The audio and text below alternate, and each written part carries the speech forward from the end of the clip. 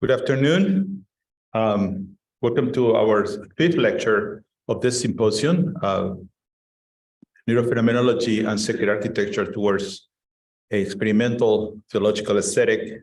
For those people online, welcome. And we have a very good audience right now.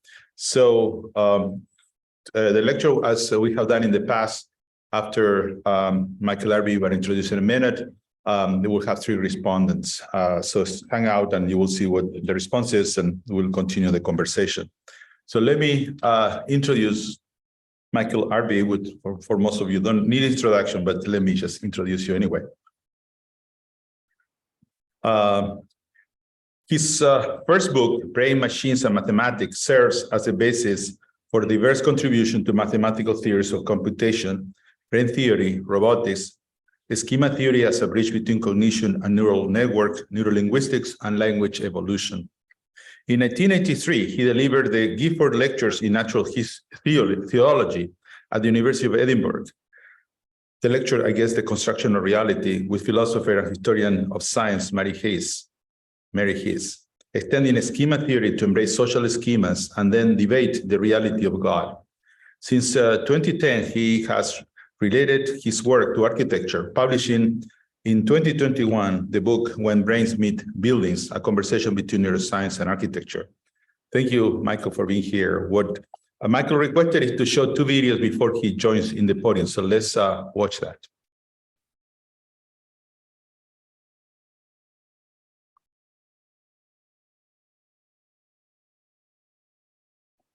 Yeah.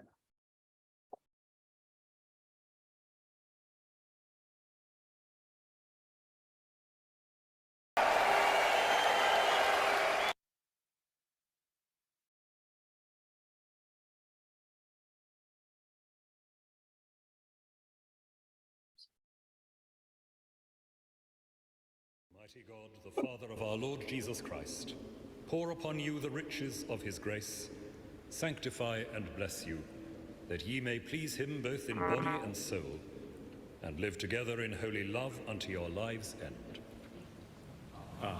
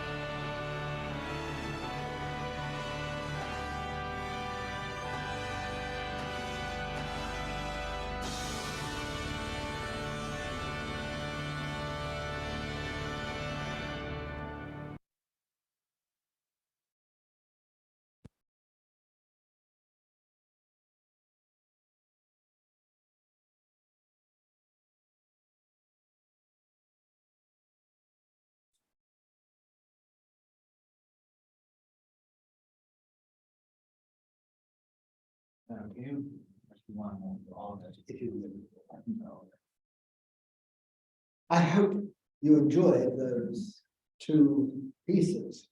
And what amazes me, I think this is the synchronicity that Sarah was trying to get us. Mike. No, sorry. Details.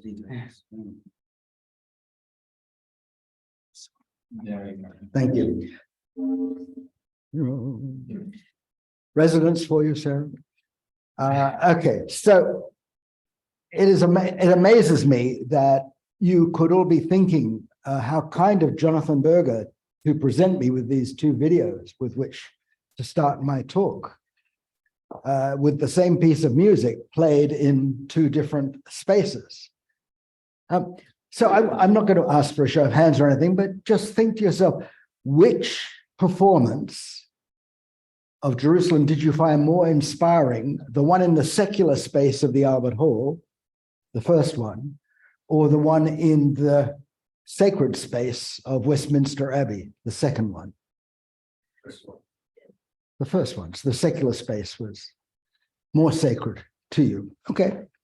So this is just because I chose those just because I wanted to give some sense of the way in which one may have a sacred experience based on the music and the voice, and not necessarily on the space, as well as to raise the question of what is the effect of a so-called sacred space and a so-called secular space. And so these provide a sort of musical undertone that can affect you as you go along.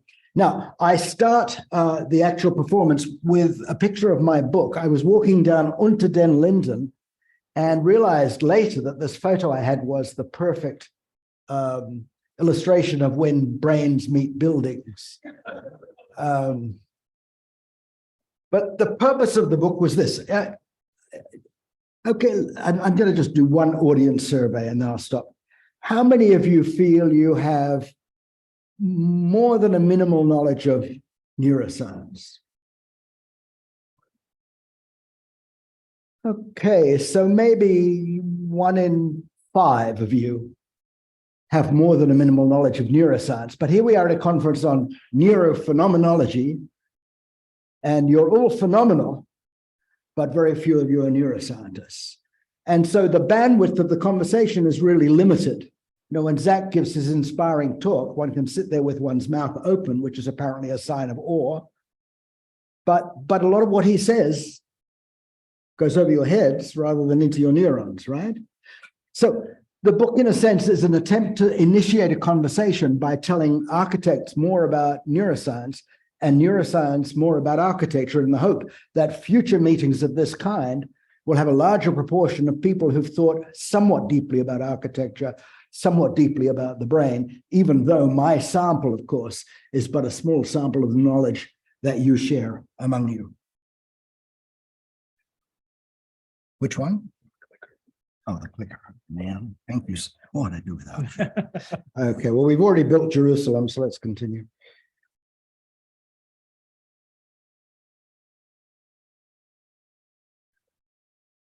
So I first want to just start with, how does neuroscience relate to the architect's task? And I just give 3 books. You've already seen one of these covers before. Neutra in 1954 talked about survival through design, and he was worried about how design in an age of mass production could meet human needs. And he introduced what he knew at that time of neuroscience, biology, psychology, and so on. And then more than 50 years later, John Eberhard, who a little before that had founded the Academy of Neuroscience for Architecture, took advantage of the 50 or so years of neuroscience in between to formulate a set of issues that he felt would bring neuroscience and architecture together. And then finally, I've advertised my book. So let's just briefly look at Eberhard's project. So how can classroom design affect the cognitive processes of children? How does the design of hospital rooms impact the recovery rate? How would working environments impact workers' productivity? How do sacred spaces instill a sense of awe in those who worship there? And the observation is that much of the investigation of this will be at the level of psychological or cognitive exploration. But every now and again, our understanding of those architecture relevant processes will be illuminated by the findings of neuroscience. But in terms of today, perhaps the question raised by that last line from Eberhard is awe all there is to it? And the answer, of course, will be no. Now, in Varela's book, he said, I use the term neurophenomenology as shorthand for the neuropsychoevolutionary phenomenology. So when I talk about neuroscience, I'm saying it's necessary that we include the study of neural networks and real brains as part of it. But more broadly, I'm worried about a deeper understanding of psychology and a deeper understanding of evolution. And so the slogan is Evo, Devo, Socio. Our evolution gave us the genes that allow us to grow as humans. But the way we develop depends upon our physical and our cultural environment, thus the socio. But we are not only shaped by the social, we can change the social, as we've seen dramatically in our lifetimes.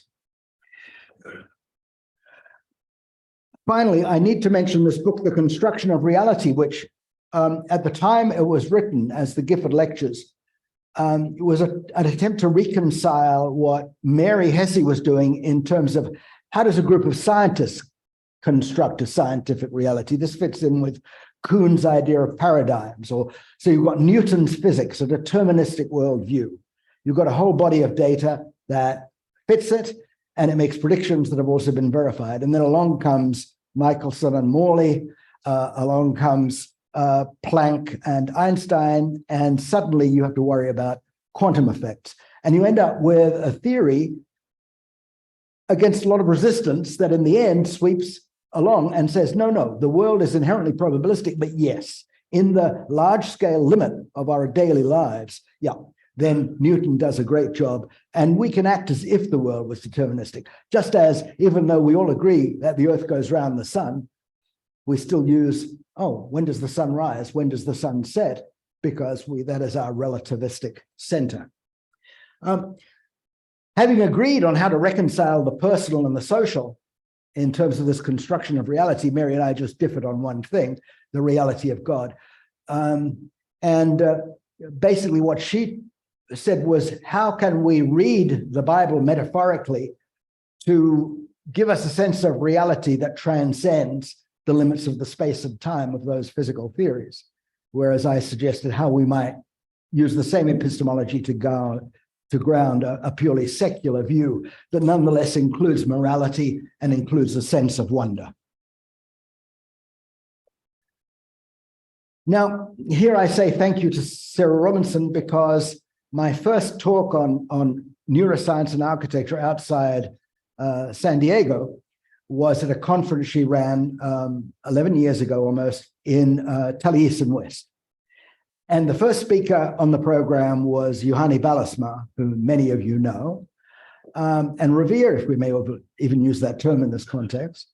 And I was giving the talk following his. Now, I'd read his book, The Thinking Hand, and I found it a wonderful essay and learned a lot from it. But of course, as a neuroscientist, I couldn't help saying, well, hands don't think. And you've got to have a brain in between. So Juhani was very big on the embodied self and the way in which the hands would link the experience of the body experience in the world and the hand sort of simulating experience of the world in drawing for architecture and so on. But I had written a book called How the Brain Got Language that said that if you think about the way in which the hands as well as the voice can implement gesture, and the way in which we have evolved from primate cousins who don't have vocal control but do have manual control, then one can begin to develop a story of how language could have evolved through precursors in pantomime and so on to eventually be refined into vocal and signed language. So that the hand went from this system of embodied interaction with the physical that was Juhani's to the way to which create unbounded symbolic spaces, language. And so hand to symbol and back again created a loop that I think is very relevant to us today and relates to that slogan of Evo, Devo, Socio. I want to give one example of linking neuroscience to phenomenology, or in this case, neurology. There is a syndrome in, oops, wrong pointer. You've seen all my, I'm going, it's going on. That's interesting. So if I go this way, isn't that wonderful? You see, when you turn through 180 degrees, the code also, I mean, this is a discovery, right? And now we have a whole new thing about how these things work, and just amazing. No, it's the 180 degrees. Okay, I digress. Now, so let's focus on this guy in the middle, point this way. And what happens is if people have this damage to the area shown with the circle, then many patients will lose the left-hand side of their body. So you ask them to dress and they'll put their right hand into the shirt sleeve. Done. You say, well, what about this, Mr. Smith? I don't know, maybe the surgeon put it there as a joke. So this amazing dissociation where you lose half your body. So I'm saying that phenomenology, you know, if there's one thing you must believe as a phenomenologist is that you know your body. And the idea that a brain damage can lose half your body for you is pretty drastic. And then now we get into the sacred space because we have the Piazza del Duomo in Milano. And these two neurologists asked their patients with neglect to imagine, so this now is not in the physical present, but imagine that you are facing the Duomo, the cathedral, describe what you can see. And as suggested by this cartoon, they describe beautifully the right-hand side of the plaza. They've lost half their memory. But then they say, okay, now imagine you walk over to the Duomo, turn around through 180 degrees, like I just did, and describe what you see. And they describe perfectly the other side of the Duomo. So they've got this whole relation of the immediate present space and the imagined space depends for its integrity on this region of the brain being intact.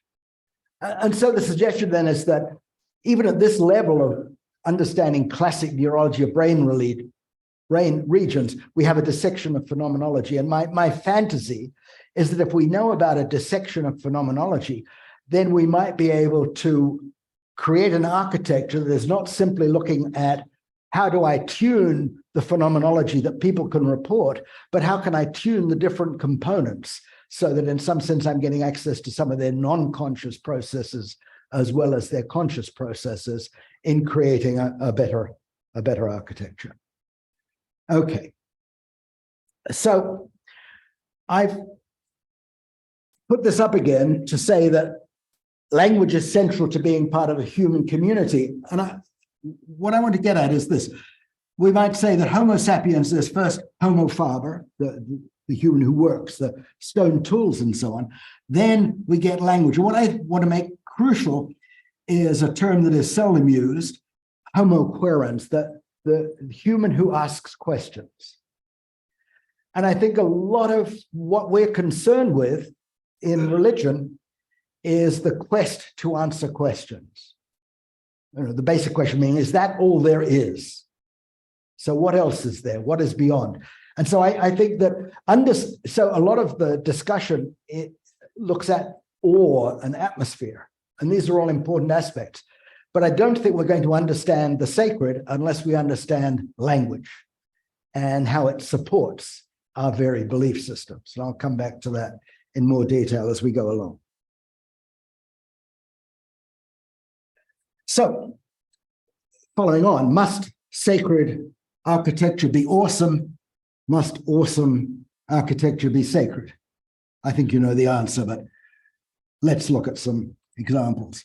Here's Anjan, here's Uluru in the center of Australia. Here's what's known to ignorant Westerners as Devil's Tower in Wyoming. And in each case, there is a local religious tradition and myths associated with these places. They're genuinely awesome.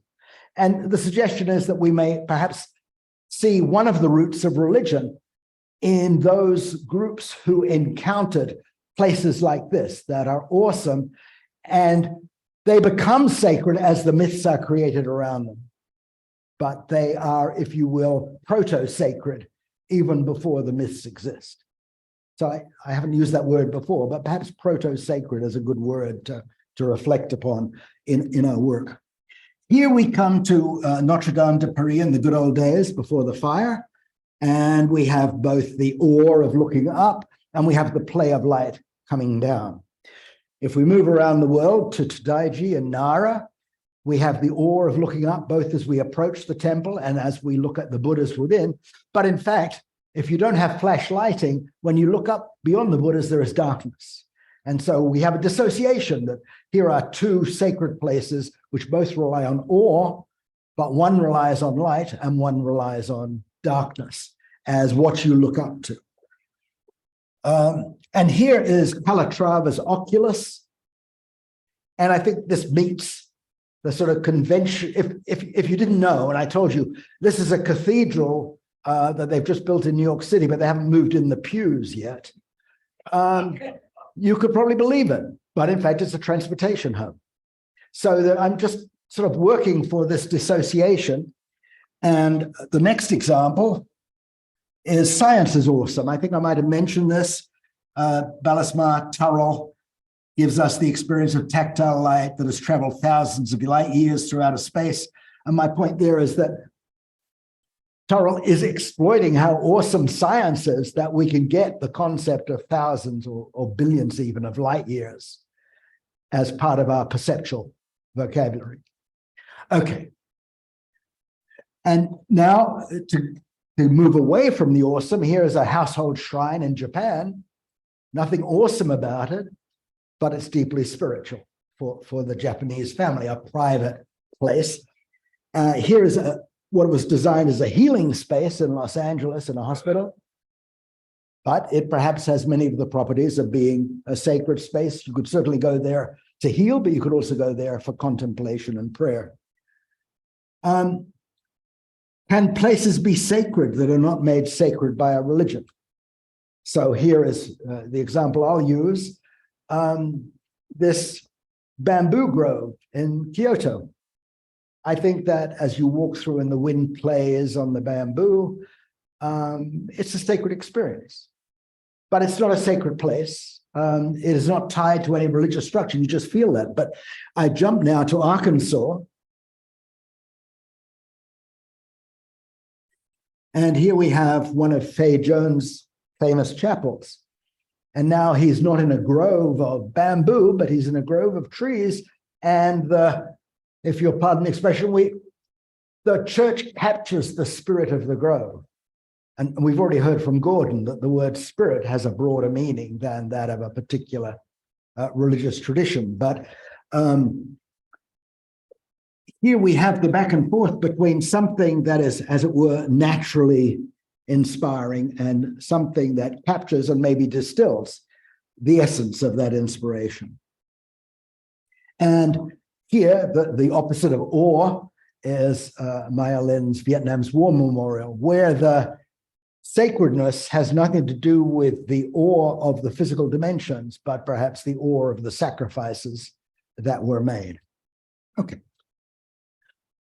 And now, this is not an actual photo that I took, but it recaptures an experience I had at the southwest corner of Australia, where the Southern Ocean meets the Indian Ocean.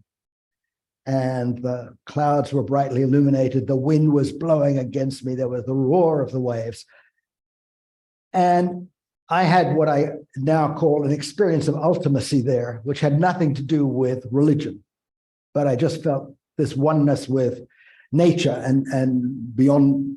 Yes, I was beside myself, as they say. Now, William James, in the Gifford Lectures that came 80-odd years before ours, charted the varieties of religious experience.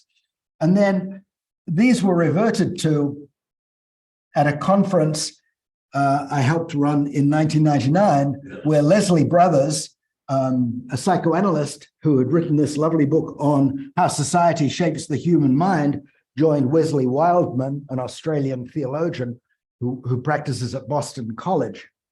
And they talked about the fact that experiences such as that I tried to demonstrate with the previous slide, or that experience we had in the bamboo grove, an experience of ultimacy has to be placed into a semantic network, and that can be related to certain aspects of neural function. But what they say that's crucial, I think, is an experience of ultimacy becomes a religious experience to the extent that it accords with the social construct of a religious community. So that experiences that I might have, the Buddhist might have as intensely, perhaps even more intensely, with that interpretation of Christian in a different way, and so on. And then in the article, which I recommend, they go on to relate this to processes in the temporal lobe and processes in the hippocampus. So it is an entryway into the neuroscience of divine action. So now I come to this diversity of religions and the diversity of sacred spaces and places. It's easy for us to get trapped in a particular religious tradition and the traditions within that religion. And for most of us, we're perhaps more familiar with Christian churches than with others. So I just wanted to give a sort of sampler. The River Ganges, it is sacred. So here's a sacred place that isn't a building or a grove of trees.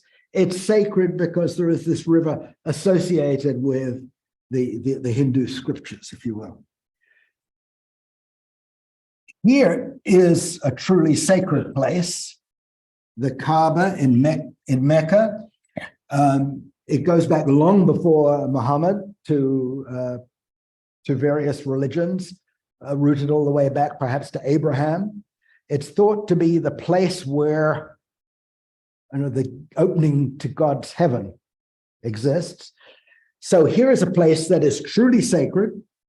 And what is fascinating, and this has already been mentioned in passing, is that in each Muslim mosque, you have a space in a wall that points in the direction of the holy place. So places that are holy, not because it itself is holy, but as a pointer towards a place that is holy. And then, as we've heard from time to time, there are traditions where the place is holy because the community is meeting there, not because of anything intrinsic or extrinsic about the place itself. And I think this is my last example for this section, and this is the Seder feast. And it is the Jewish celebration of the Passover, the escape from Egypt. And what I hear is that the only space that's sacred is the space around the table defined by the family. And they're eating. And most of the foods are symbolic, and they're reading their ancient narrative of that escape from Egypt. And it's a family thing, so the children are being brought into the tradition. And all these things are gathered in this place that is only sacred for that period and for that set of rituals. And so that interaction of a place that's becomes sacred because it's awesome, like Uluru, a place that's sacred because there is a tradition that says this is where God encountered humanity, and places that finally are sacred because they're sacred within a particular ritual, all these things. So, I mean, the shorthand of all this is don't look for the awe center or the religion center in the brain. This is taking all aspects of brain function and putting them together in various ways. And so I've already said, we can't just look at vision and awe, we have to really think about language. And so it goes. I just want to make one more observation about this, and that is the sharing of food. And this is also the period of Ramadan, which is a period of fasting. And I think it's really interesting how feasting and fasting are such intrinsic parts of many religions. And one of the themes that I was surprised not to hear at this meeting, but people who talk about phenomenology and enactivism and so on often use it, is embodied cognition. And what's interesting is that when people talk about embodied cognition, they so rarely talk about real bodies. And so bringing that most primal of functions, eating, and then that more human decision to consciously not eat, really brings the body into play in a very interesting way that we can add to our other list of things to worry about. Okay, so I'd like to summarize what I've just been through by talking about three spaces. There's the space within. What are you feeling as you are in this sacred space? Then there's the space around, the place, the building, and as we've seen, the people around you may be as important as the physical space itself. And finally, the space beyond, the notion in a religion that there's something beyond this everyday reality. And so I think that's really for me, the prime schema, in a different sense than the one I usually use, of what we're about. How does the architecture contribute to the space around us in such a way that it changes the space within us and connects us to the space beyond us? Okay, I'm going to talk about brain imaging and religious experience very briefly, mainly to put some down and then to offer a tribute to Julio.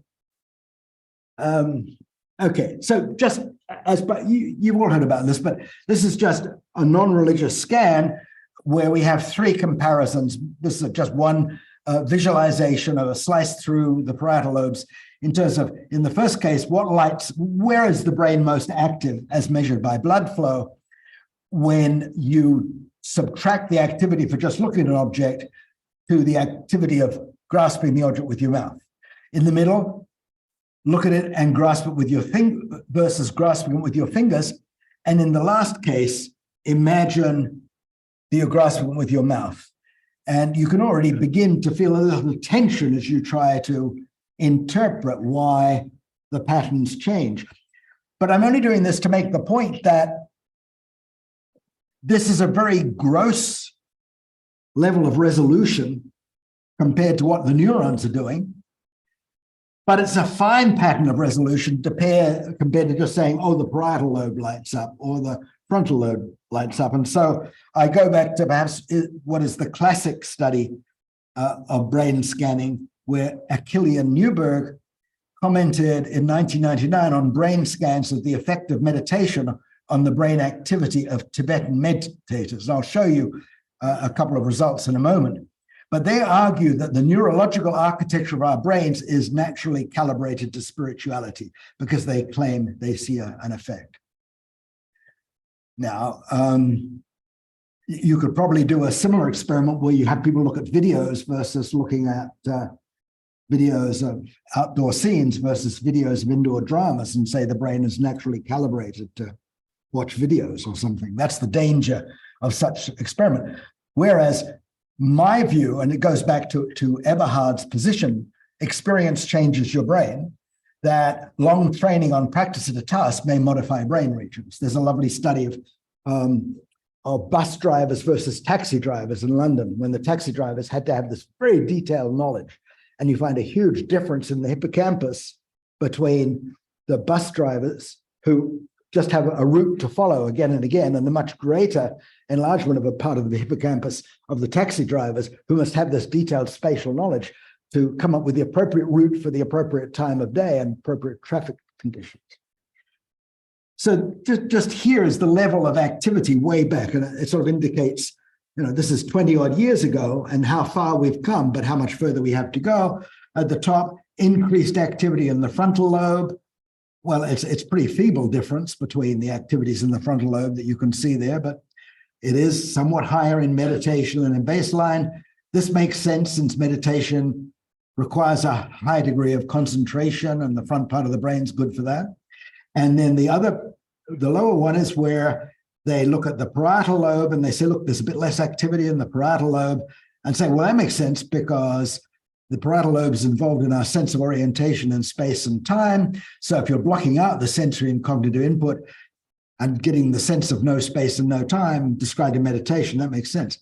So the last comment is just to reinforce my point. But if you really want to understand what the brain is doing, just talking about the overall activity in big chunks of the brain is not going to be enough. But more to the point, I want to just notice for us the interesting state here. It's that the notion is that when you're meditating, you shut off the surround. So why do we care about sacred architecture if our goal is to enter a state in which the surroundings don't matter? And the point is, I think, that there are states that will help us to achieve that state if contemplation and silent prayer is our aim. But there are others, as I tried to illustrate with my videos, where it's being part of that community, of the energy of that communal singing, for example, that lifts you up.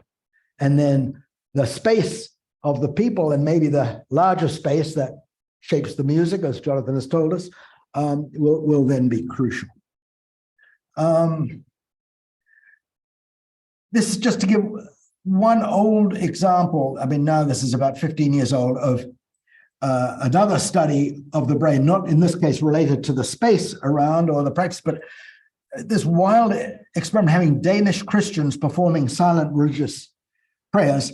And as you can see at the bottom, you take a baseline of activity in part of the basal ganglia called the caudate nucleus, and you get somewhat lowered activity in wishing to Santa Claus or making rhymes. With personal prayer, it goes up a bit more, and with the Lord's Prayer, it goes up even more. And so what's happening in there? And one explanation might come from this middle paragraph, a study where people were being scanned who were playing games with another person where the nature of the game was such that if you tried to fool your opponent, you could get a short-term advantage. But if you could trust your opponent, then in the long term, both of you would gain more points out of playing the game. And so the suggestion is that they saw increased activation akin to that was got in prayer for people who would trust their partners. And so maybe here is a sort of interesting link between interpersonal trust and, if you will, trust in the Lord, because the Lord's Prayer was the best stimulus. And so now we go beyond this linkage of very different experiments and trying to create, if you will, a Wikipedia of relevant neuroscience that one can then draw upon to perhaps understand phenomena that would otherwise be mysterious. Now, a few years ago, Julio and Yoshio and others put together this very important study of architecturally induced contemplative states. And I'm not going to get into the details. There's a whole section in my book that describes it. And it describes both the way this was a path-breaking study, but as a path-breaking study, it also involved a critique of, well, what do we need to do next? And so the offers are there. But one thing I like very much about the study was that it didn't simply record the brain activity of the people as they were shown these so-called contemplation-inducing buildings, but afterwards, it was in an interview afterwards, people were interviewed as to how much they sort of lost themselves in the contemplation of the buildings. And then they were able to show that differences between the brain scans could be correlated with the difference in immersion. And so this fits a theme I think we've been hearing from Elizabeth and other people of the importance of having both the, if you will, the scientific type study and the questionnaire to try and say, okay, I see differences in the brain and I see what's going on. I thought the presentation of the current Union Station Basilica study, I didn't get a sense that there was an adequate attempt to probe the nature of the experience of the individuals, and that might have been why building an aggregate model was obscured, because one was lumping together people with very different experiences, even though for each of them they were enough to discriminate the two spaces. Okay, now, again, in relation to this issue of third person versus first person, I've hinted at this earlier in the panel yesterday, but this interplay between the trying to understand the experience of the building, including the sacred space, and the experience that the architect brings to the design, which will include both their own first-person experience, and if we think of the examples that were used by Eberhard of building for different people, including kindergarten children, you're going to be designing also for people whose experience you cannot channel directly, and you must try to, in some sense, simulate their first-person experience. And so, a whole other chapter of the book again, mirror neurons, I won't get into that, but just for those who haven't seen them, what we have here is a monkey is having a particular cell in its premotor cortex recorded. At the right, we see 10 traces of the firing of a particular neuron when the monkey reaches out and does a precision grasp of an object on the tray. And if you instead put an object that required a power grasp, that cell would not be active. And then on the left, this was by chance, serendipity. The experimenter was putting an object on the tray using that grasp, and suddenly that neuron started firing. And so they discovered that there was a group of cells called mirror neurons active both when the monkey did something and when the human did the same act. And the picture of Alice here is from the second Alice book of Lewis Carroll, Alice Through the Looking Glass. And my point is that there's a lot beyond the mirror. And so so there are two themes I'll take, rather than getting into what people in architecture and aesthetics have said about mirror neurons. I want two different takeaways. One is that this whole set of insights into mirror neurons that stimulated brain scans of the so-called mirror systems came because we knew something about monkeys. And this inspired us to look for analogous mechanisms in humans, but then explore how the evolution of the human had enriched that, both the social and the biological evolution. I wear a frog tie because for me, the linkage between action and perception can be studied in a basic form in the frog that then provides new questions and insights as we think about the linkage of human action and perception. And then the other point I was just hinting at with Alice Through the Looking Glass was that there is a tendency to say what part of the brain does this, what part of the brain does that. Now, with Zach's pictures, I think we got a sense of the way we had to look at a diagram linking different areas of the brain. And again, according to some anatomists, there are 500 areas of the brain. So as neuroscientists, we're not going to say, I'm telling you how 500 things interact. But I can say for this focused range of phenomena that you need to know about, here as half a dozen key regions where I can have some sense of what their interaction is doing. And I just add my mantra that I don't think rhythms are the way to go unless you're dancing. All right. So I won't talk about mirror neurons and empathy. How many minutes am I over? I think I've used up my time. Is that right? So I won't stop. I will just show you what you're missing. Okay. So I'm going to talk about affordances. And here I just want to make one important point. If you are designing a doorway as an architect, then on the one hand, you want this affordance, the possibility this is a place to leave the room. You're going to appeal to the conscious mind. They've got to see it to find out this is the path they can take to go through it. But if you're designing an art gallery, you might have a well-marked door to attract the attention of the gallery goer and a very hard to see door for the cleaning staff so that people will not be mistaken. But on the other hand, you've also got to design the width of the door in terms of the traffic you're expecting so that the non-conscious part of the affordance can control how people behave. I'm going to keep going till Julio tells me to stop. Or Lorenzo comes and grabs the microphone. 3 more minutes. 3 minutes, okay. So it doesn't matter, does it? I mean, there's all so much we could discuss, so it doesn't matter when I stop. So here's stairs, all right, the affordances for getting from one level to another. What's interesting as we look at this guy in the wheelchair is that he knows that's an affordance for other people, but he knows it's not an affordance that he can exploit. He doesn't have the right effectivities. But what interests me is that brings in an emotion, perhaps a yearning to be able to walk up the stairs. So we already see that even though the basic notion that Gibson came up with an affordance is based on physical actions in the world, already we have a link to action. Here we see the way in which the aesthetics blends with the functionality. Okay, script, structure, behavior. Like if I'm designing a building, I don't design it, but hypothetically, if I were ready to design a building, I would be able to say, well, what are people going to do in that building? And part of it would be, how do I want them to feel in the building? But also, hey, it's a restaurant. They better be able to find their table. And the server had better be able to find them. And the kitchen staff had better be able to prepare the. So you have all these scripts of what people are doing, not in terms of what exactly will happen at every moment. That's why I mentioned the birthday party script. It's got to be candles, guests, presents, and so on. But you don't have to do exactly the same thing at the same time. A lot of flexibility. So I think that when people are building buildings, they have to think about what are the scripts, and then what are the affordances they need to put in for the scripts, and then how can this be combined with the aesthetics of affordances I hinted on in that previous slide. So let me find what would be the best slide to go out on. Okay. We study emotion. Okay, I'm going to stop here. All right. And this will make my point. All right. Now, here is a truly ghastly depiction of a man being slaughtered. He is being bled to death. And it's not enough that nails are driven through his hands while he slowly dies in agony, but that cross is suspended in the air, so there's no way anybody can come and save him.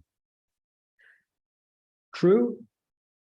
Now, to most of you who are Christians, you don't see that when you look at that.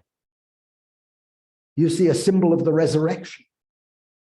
So this is just to make the point that I don't believe you can have the truly sacred and a true religion without narrative. And that's why I go back to this point that things that can stimulate awe are only part of it. Having the narrative in which you locate the symbols and experience the spaces is tremendous. So here is my last slide. Oh, this is just the symbols made in the Stations of the Cross in a Catholic mission church. But I close here. This is the Church of Our Lady of the Angels, the new cathedral, relatively new cathedral in Chicago. Interesting, in Chicago, Los Angeles, Our Lady of the Chicago's, right? Our Lady of the Angels. And what is interesting, well, one point is that this tapestry of the Virgin was only installed 20 years after the rest of the church was finished. But here it is now, as I experienced it just a couple of weeks ago, preparing myself for my time with you. And in this cathedral, the Stations of the Cross are sort of hidden on the back wall and round the corner in the corridor. And instead of the Stations of the Cross shaping this, you have this Mary dominates over the crucifixion. She's a benevolent figure. And then the tapestry on the side has all the saints gazing in adoration to the figure of the Virgin Mother. And for me, if I were a Christian, I would prefer that symbolism to the symbolism of the crucifixion, even though I know that enriched by narrative, one's perception can be drastically changed. Thank you.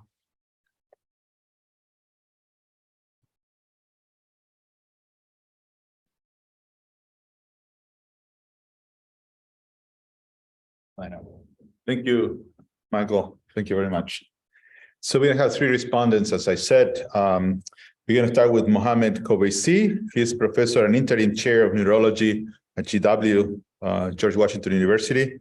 He earned his BS in mathematics and MD from the American University of Beirut and a master's degree in English literature from GW. He pursued training in neurology at New York University and in epilepsy at Johns Hopkins. He has published 111 papers, edited 4 books on epilepsy, and earned about 3,000 citations. His honors include the Innovation Award from the Engineering School at Case Western for deep brain stimulation research. His investigation on consciousness was featured in a 2015 National Geographic documentary that aired globally in over 50 languages. Please, Mohamad.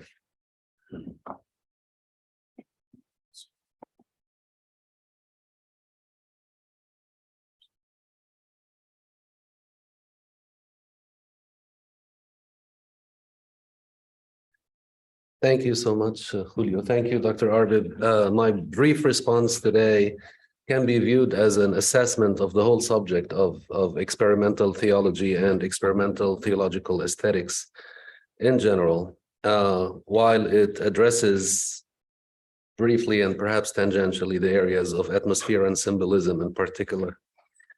The issue of designing studies on believers versus non-believers is emblematic of reductionism, even more fundamentally problematic than the classic limitation of the problem of ecological validity that we hear about in functional MRI studies, as Dr. Chatterjee alluded to on Friday. How do we identify where on the spectrum of belief a research participant is? How do we define the spectrum itself? Is it independent from, or does it intersect with atheism and agnosticism? For example, I have spoken with individuals who call themselves atheists and concluded that they were believers in some deity they couldn't define. And on the other hand, short conversations with some people who call themselves believers have led me to conclude that they are worshipers of some monarch or state in a religious rather than patriotic sense. I don't know what William Blake's intention was when he brought Jesus to England in the hymn that he wrote in 1808, which we heard twice earlier. One way to approach this complex subject is to define mystic experiences, aspects of which may be experienced by individuals in relationship to sacred space. Mystic experiences emerge from attention to the thing as it is, the deep understanding of which is inevitably connected with all things. The truth attained through mystic experience tends to be the culmination of some practice in most traditions. The practice often combines attentive body postures with laser-sharp attention.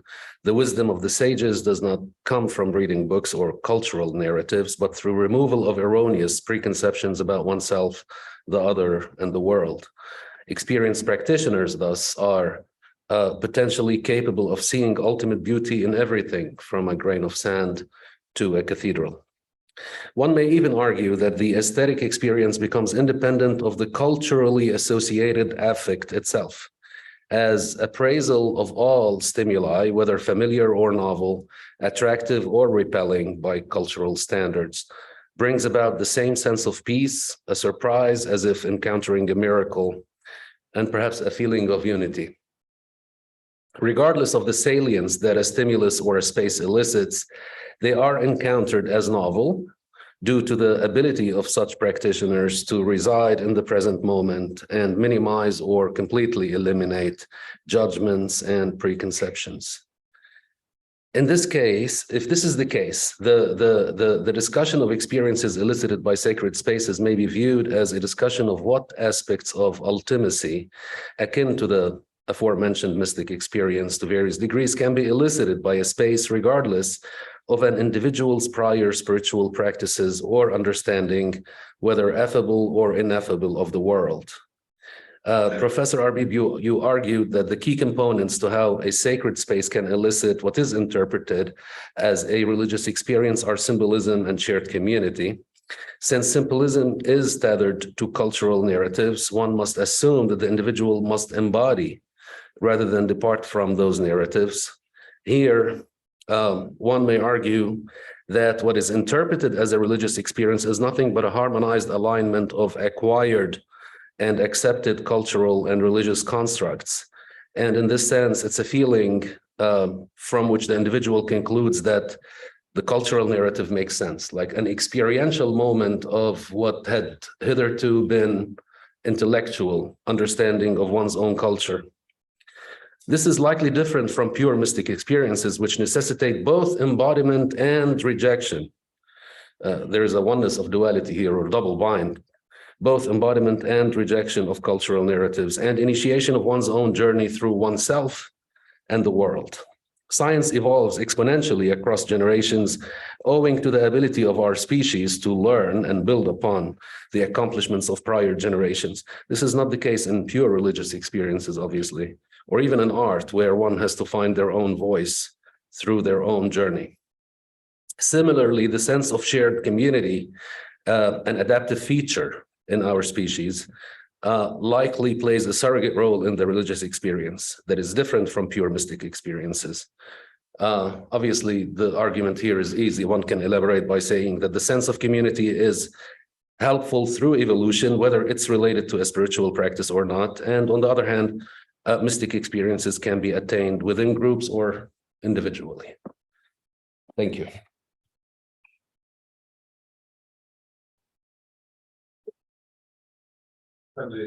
Okay, quick response. Oh, it's, I still have it. Okay, I have power.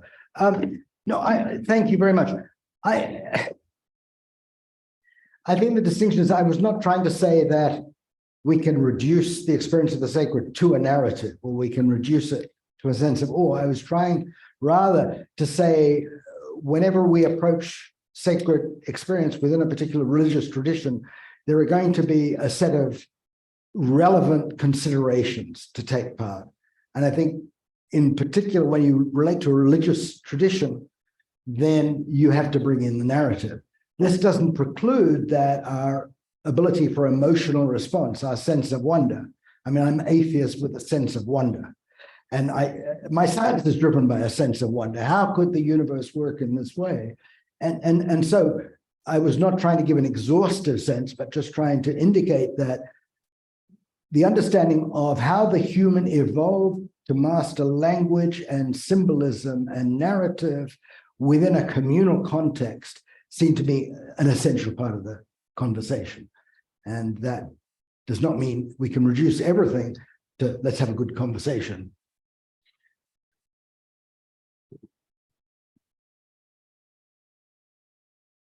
Our second respondent is Harrison Fraker. He received his MFA in architecture from Princeton and Cambridge universities. His teaching, practice, and research span over 50 years, first at Princeton from 1968 to 84, then as chair of founding of dean at the University of Minnesota in 1984-95, where I met him first time. And finally, as a fifth dean at the College of Environmental Design at UC Berkeley from 1996 to 2019.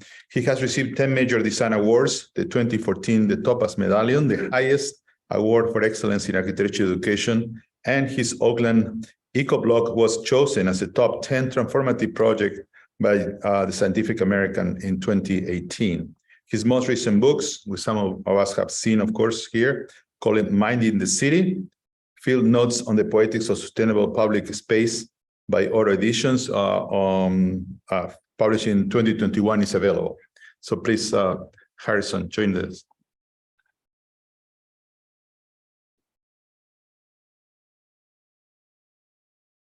So what an extraordinary pleasure to be here. Thank you, Julio, for inviting me and for the amazing presentations that we've seen over the last couple of days. It's been a really, really rich conversation. And I want to thank Michael, who I thought he was going to be more of a troublemaker and more of a creative disruptor than his last talk. I'm sorry. I think what I loved about it is he actually showed vivid examples of the points he was trying to make. And so what I'd like to add to what he's already put on the table comes from my interest in perception and cognition. And I like to focus on that as a way to try to understand how and what makes a place meaningful.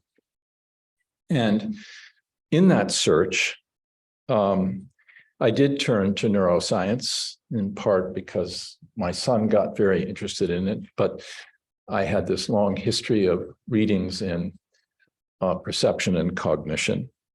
So I was totally inspired by Sarah Robinson's book, Mind and Architecture.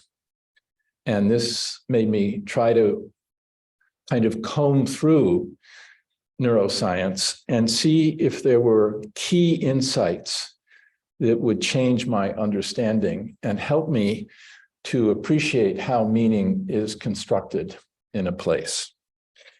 And Michael has pretty much gone over most of them, but I would like to add a couple that I'm going to talk about just briefly in the next panel discussion. So number one is my curiosity and interest in trying to figure out how something becomes meaningful is really important. Neuroscience has shown us that the desire for meaning in our lives is primal and fundamental, and it is not constrained by culture or ethnicity or age. We are always seeking meaning in our lives. And even those folks who have the least, in some cases, meaning is all they have. So this desire to try to understand what makes something meaningful is really important for everybody here. The second thing is I really am into the mirror neurons because the thinking hand and so on. And the case that it makes that embodiment theory is probably a pretty important conceptualization of what happens when we're experiencing things. That we do actually simulate in our brain, whether we know it or not, certain gestures in the space that can be symbolized by our bodies. We feel these things. And we also appreciate and understand, in some cases, the process that made something. We actually try to understand if something is a certain way, how did it get that way? And we simulate that in our mirror neurons. And we also empathize with the expressions. His last image of all of the saints looking at Mary on the wall is a way in which we immediately empathize with that gesture, even though it might take us a while to appreciate that that's what is creating a kind of essence in that space. And, I believe in affordances, but, the wonderful thing about affordances is you see how a space is used, you imagine how you can use it, you even use it certain ways, but at the very same time, you bring the history of how you used it, your memories of how you use it, and you even project how you might use it in the future. So it's a kind of thick moment that is part of perception and cognition. And finally, there are types of attention. I'm really interested in those. When we have an intuition and a kind of sense of a place that we think is spectacular, how does that occur? What kind of brain functions are synthesizing all those things, that kind of explosive moment of feelings that you get in a certain place? Is that truly the right side of the brain? And then do we go back and try to understand that by going in detail through the way in which those expressions have taken on a story and a meaning? I also think we build up over time schemas. He talked about schemas in the very beginning, and I really appreciate that. They are built both in our bodies from the time we're in the womb, simple things like containment, verticality, balance, all these fundamental things we learn in the first person, and then we learn things socially. So we have social constructs. So the schemas that we've built up, which we use to evaluate the environment, are built both individually and socially. And all of this hinges, all of these kind of insights that are part of our brains and our bodies help us build a narrative. They're just a beginning. They aren't the answer. There isn't any formula here for design, but they can create a tendency, a openness, and the discovery of a narrative of a place. He constructed the narrative of that church in the last place, didn't he? It's a simple rectangle. There's a thing that was added at the end that gave it a focus, which was not the crucifixion. And then he saw all the saints honoring Mary.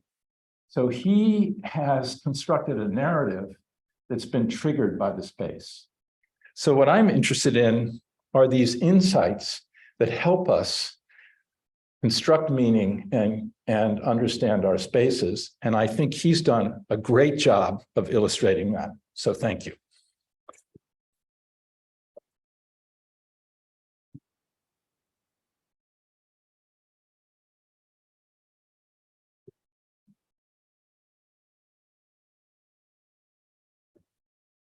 The third respondent is Suchi Reddy. Her 20-year-old award-winning studio, Ready Made, embodies her ethos, form, follow, feeling. Using neuroaesthetics to amplify the potential of design, her practice spans various typologies of all scale, from interiors to installations to architecture. She currently teaches at the School of Architecture at Columbia University and also at the Cooper Union. Please, Suchi.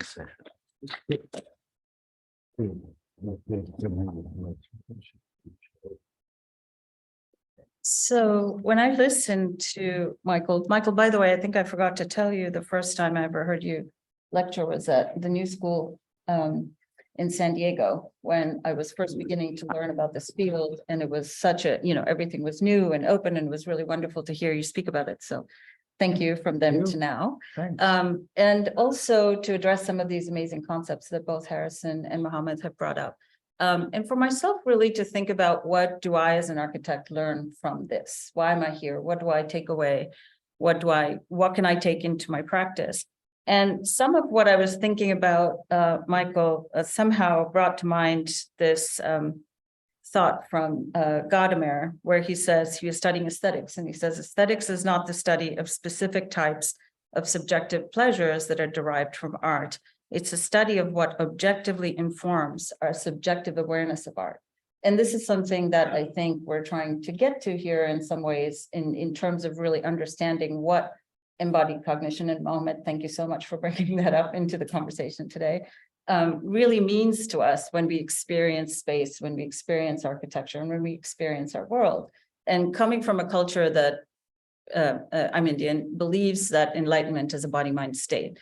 Thinking about, if that's actually the purpose of my life here on this planet, what influences my body and mind? What is the experience? What are these experiences around me that can actually shape that and lead me on that path, maybe in this lifetime or more, is something that's been of interest to me. And, it's part of why I actually look to architecture, although that's kind of a difficult thing to say in most circumstances, whether that's a client conversation or an academic conversation. It truly is one of the things that I'm interested in, maybe finding out a little bit more. So some of these conversations actually lead towards that kind of a quest. And one of the things I was thinking about is, Michael, you actually surprised me, as you did Harrison, by, really understanding what we're trying to do as architects, because you often don't give me that impression. But where you say architecture connects the space within to the space beyond. And that truly is what we try to do. And we're always trying to connect the unconscious to the conscious as well. Our experience of space and this kind of, we're this threshold through which we take in this information, we process it, and we understand ourselves, not just our world, through this. And architecture then is this incredibly important tool that can allow us to understand our own condition as humans. And that's something that surprised me. And when you were talking about scripts and affordances and the aesthetics of affordances, I came across the word affordances when I first started learning about this field, maybe about 10 years ago, and it took a while to understand actually what affordances could mean and how different researchers use that word.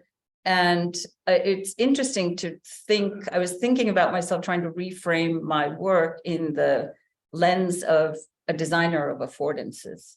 And to me, that just felt really reductive, that in some ways, that's not at all what I'm trying to do. I might look at designing a staircase in a million different ways as an affordance to allowing somebody to understand how they use a space or a building or a city, but that's not really what I'm doing as an architect. And with that, I leave it with the three of you.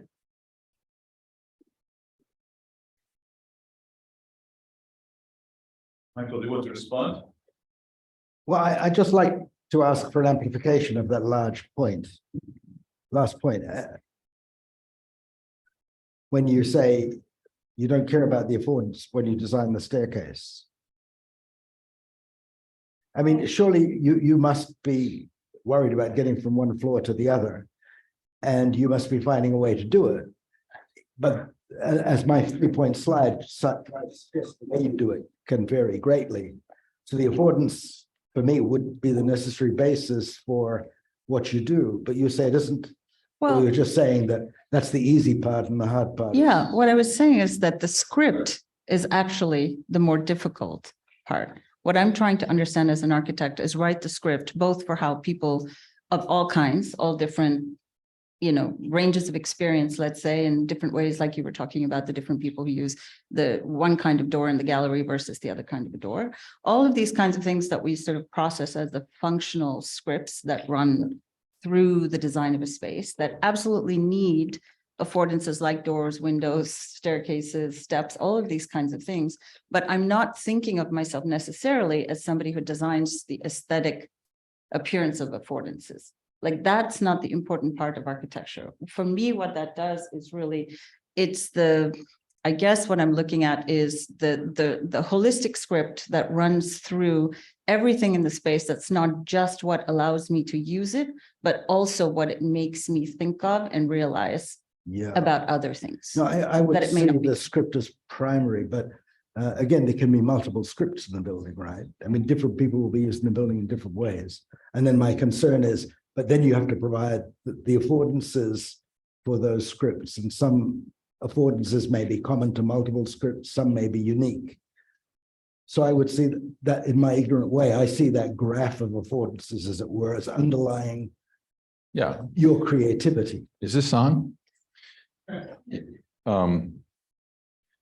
think affordances could be described as the kind of base program that you're trying to design for. And then that's using architecture terms. But that what I think she was getting at is the idea that being able to have a stair that gets you from one floor to the other is only the beginning. And that's why I love the fact that he showed multiple stairs, including Michelangelo's stair to the Bibliothèque, Laurentian Library, which kind of explodes in the space and gives you multiple ways to ascend when you could have just had a pragmatic stair. So affordances are really important. And the thing I like most about those is the idea that when you bring your body to the stair in the Laurentian Library, and it affords you to get into the library, you bring your experience of stairs throughout your career, many of which were meaningful and some not. And you, at the same time, you can't help but project other ways of ascending. So this idea of an affordance as an enabler and the invitation to an activity is kind of just the beginning in my field, but essential. And that meaning comes from it allowing you to do these things, but then allowing you to do them in certain ways as opposed to others. I think it's time to hear from the audience. Okay, Zach has a question. That's surprising. That's all right. All right, so Thank you, Michael, for a very nice presentation. I think I have two things I'd like to, well, one is basically a statement. The other one would be a question. The first one being that I think the way we're using affordances is completely off in Gibbsonian way. I think well, at least there is a collection about the way we use affordances and the variety, which makes it not wrong the way we use it, but it basically just means that the ways in we can use it is very varied. Let me just answer that before you move on to the question. Yeah, I mean, I spill a lot of ink on saying why I will not restrict myself to Gibson's sense. I mean, I had a public debate with him 40 years ago where we agreed to disagree. And so I think we just fully get the use of the word affordance to meet the needs of architecture as well as studies of animal behavior, then we have to enrich his focus. I completely agree, but I think that it's worth to just say that we're talking non-Gibsonian. That was the full lecture for those 3 slides. Absolutely. So my second point would be the question. I think from the presentation yesterday, there is a general interest in transitions in architecture. So my personal experiment started from trying to understand the experience of transitions from, well, 0 to 500 milliseconds. My next study would be try to understand it within the realm of 2 seconds. And now Dr. Canepa is doing a transition experiment talking about, well, the whole situation of a transition. I think that really speaks to the nature of narratives. But I'm not quite sure anymore what we mean about narratives, because it seems like there are very different timescales of narratives. I was wondering if you could elaborate on what you mean when you talk about narratives.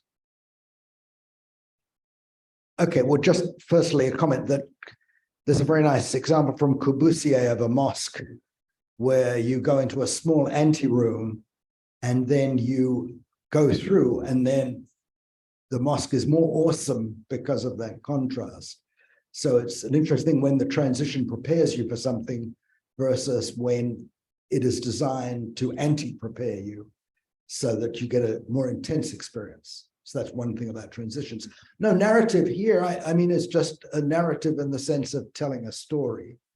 And so in this case, I mean, if I, you know, the boring story would be, well, I got out of bed and I went and brushed my teeth and, oh gosh, before that I had a drink of water. Oh, no, before that I you know, that would be not a narrative, but it would just be a sequence of events. Whereas if it's structured as a story with a beginning, a middle, and an end, there's some tension, there may be some false paths that are corrected.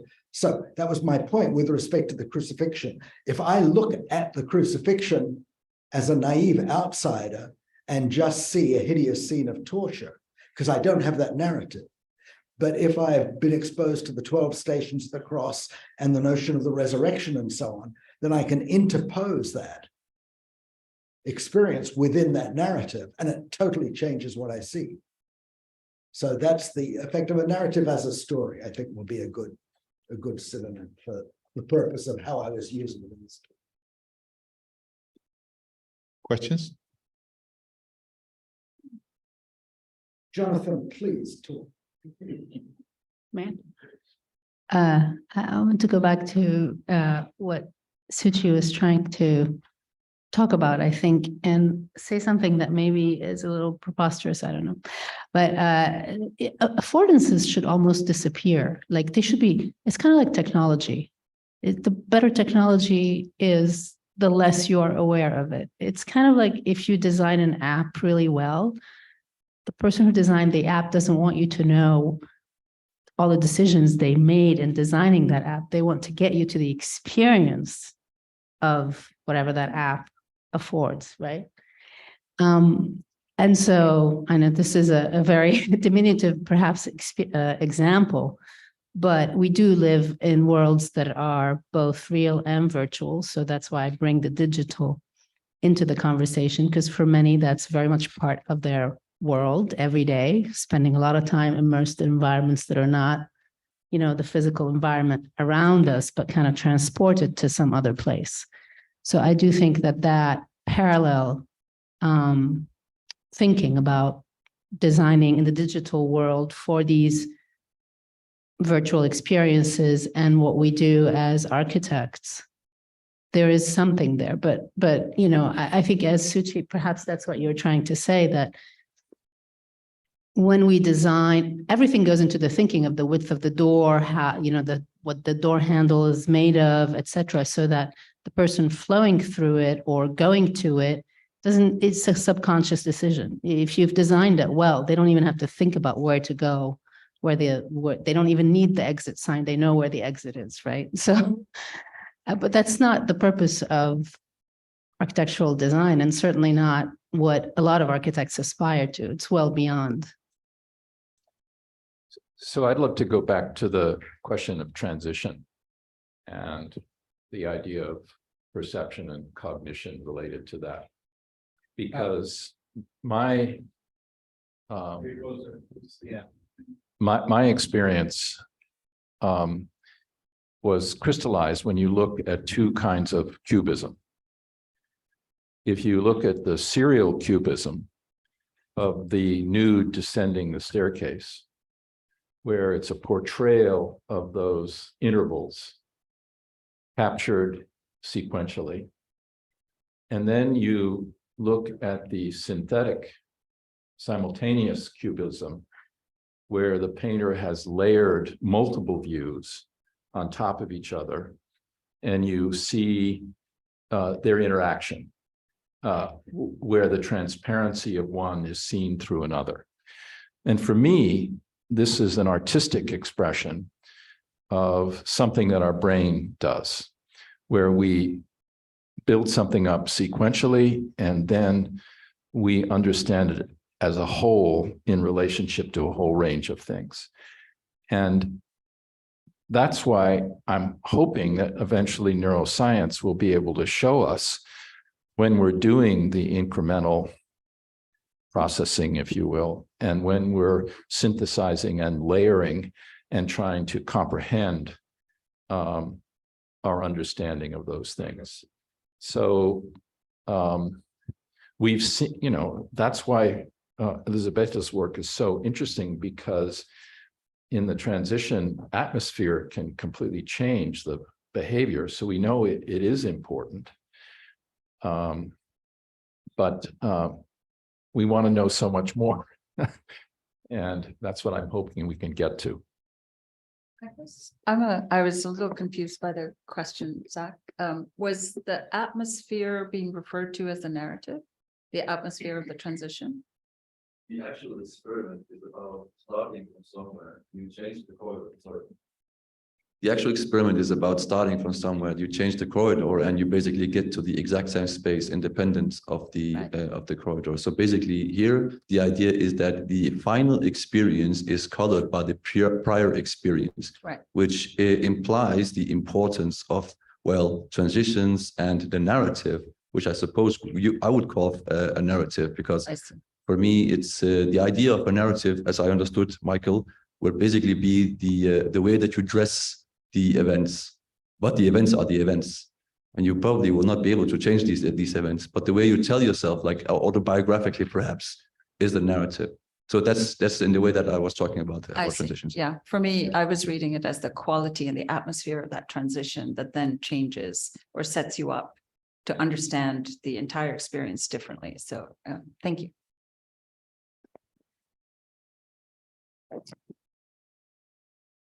Yeah, so I obviously didn't make my point before. That's why I distinguished between got up, got out of bed, grabbed a towel across my head or something,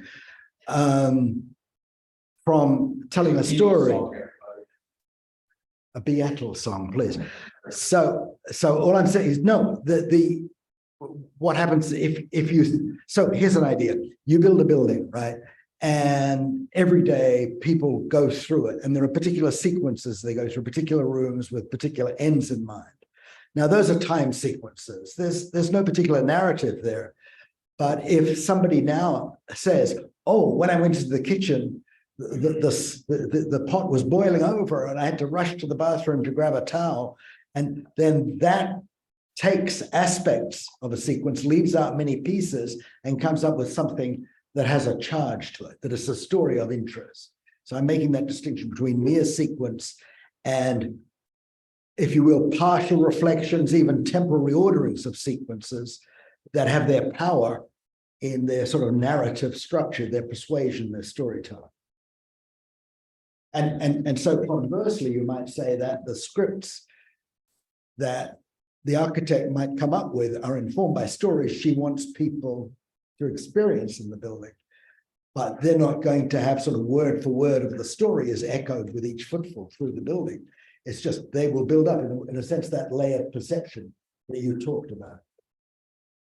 Yeah, for instance, the script for me in the Laurentian Library, which is just one of the most amazing spaces I've ever been in, is, you know, experiencing the ceiling, the patterns, the way that the patterns talk to each other, the different scales of that, and, you know, all the images of the skulls and the animals and the things that he's put in there. There are discoveries within this space. So the width of the stair and how it allows me to move up there and, you know, raise my head instead of feeling like I need to hold the handrail in order to not fall over is something that I do, like Hannah was saying, would be something nobody would notice, but would be looking at a whole other story.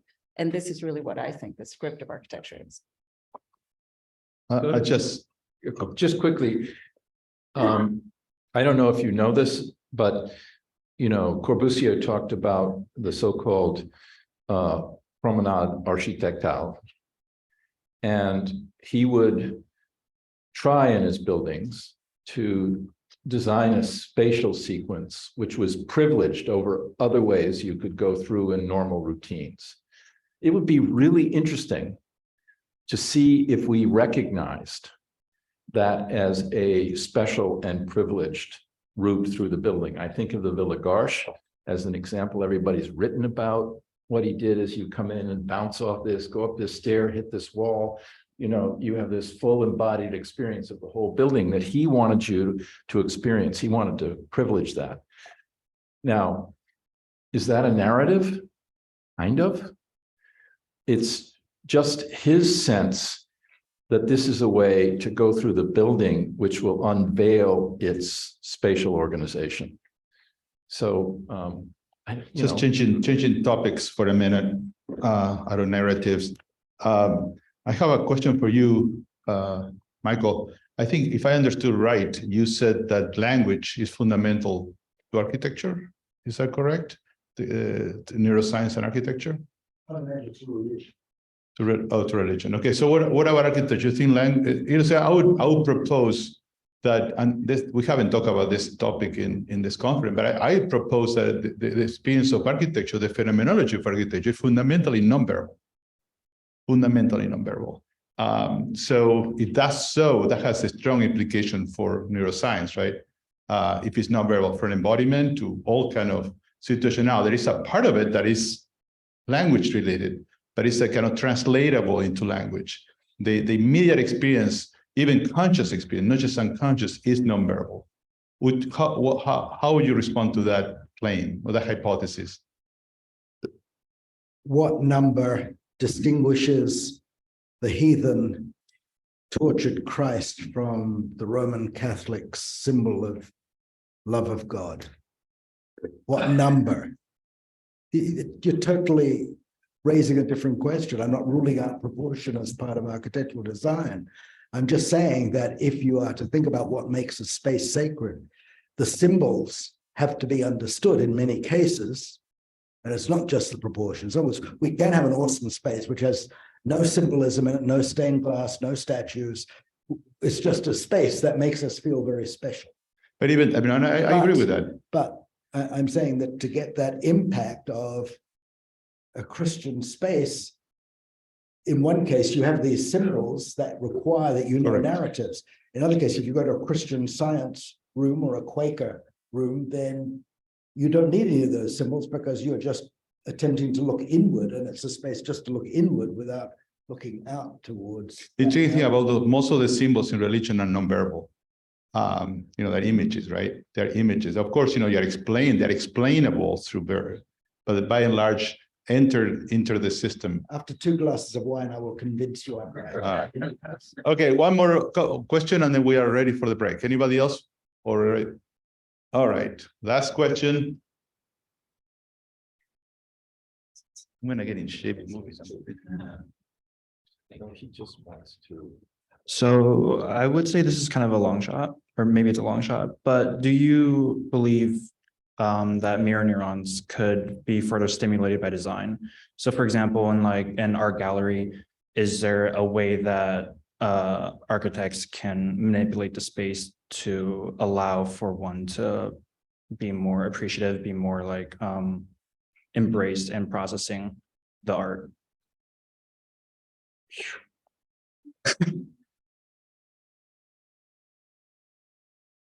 Okay, if you study mirror neurons, it's not just that this magical thing that goes up and down. There are mirror neurons that are differentially tuned. So in the basic example I showed, it's just, do you see a hand that is doing a precision pinch? Some mirror neurons light up. Do you see somebody doing a power grasp? Others may respond best for tearing paper. So the idea is that that is the part of the brain that is responding both when you act and when you see related actions. Now, so it's interesting if you show somebody a barking dog, but don't ask them to imitate it, just what's the dog doing? Parts of the brain will light up to recognize the dog is barking. They won't light up because it doesn't map onto your action of barking. However, once you've tuned a whole repertoire of mirror neurons that pick up many different features related to action, then you can find yourself in a situation where patterns of activity will be elicited that are not related to observing a particular action. Now, and I think Harry Malgrave would be arguing this is what's happening with Einfühlung, where you feel your way into a building, because features of the building are somehow eliciting patterns of recognition that perhaps were tuned to human experience. And then when we conversely turn to awe, as those mountains suggested, it may be the other way around, that you start with the way other parts of your brain recognize certain spatial, temporal, auditory, tactile patterns, and then they can become associated with particular actions of people and interactions of people, and then that can enrich your experience. So I'm just trying to get away from that idea of just mirror neurons as being something that turns up and down. There's specific patterns related to specific experiences, but now it's a bit like the keys on the piano. Each one is for a particular note, but you can play new chords and new instruments once you've got the notes in place. So it's a bit like that. I think with this, we say goodbye to the people that have been with us on the internet. So thank you for being with us. The rest of it will continue. We have a break now. We have another panel followed for a large conversation. So thank you, the panelists and the lecturer, please.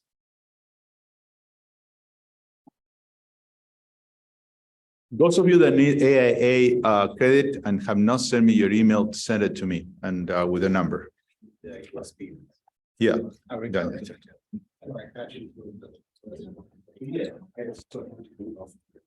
You're gonna be editing.